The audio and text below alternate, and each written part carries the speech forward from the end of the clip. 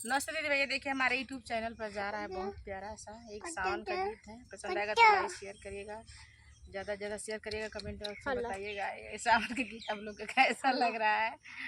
Comment box में बताइएगा। सावन का गीत बहुत प्यारा है। गोरिया खेला कजरिया ना, गोरिया खेला कजरिया ना, पापा घरे रहलू त खेललू कजरिया, पापा घरे रहलू त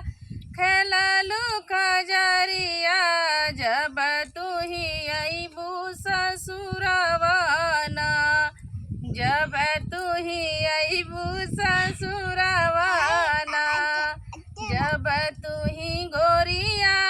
अबू ससुरवा, जब तू ही गोरिया अबू ससुरवा,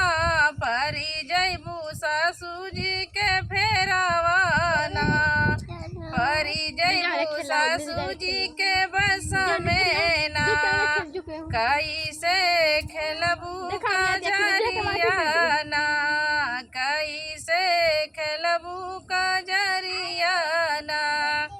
गोरिया खेला नैहर में कजरिया, गोरिया खेला नैहर में कजरिया, जब तू ही अबू गोरिया अपने ससुरवा, जब तू ही अबू गोरिया अपने ससुरवा, परी जैबू जेठनी के फेरवा में ना, परी जैबू जेठनी के फेरवा में ना, कैसे खेलबू कजरिया ना, कैसे खेलबू कजरिया ना, गोरिया खेला नैहर में कजरिया, गोरिया खेला नैहर में कजरिया, जब तू ही गोरिया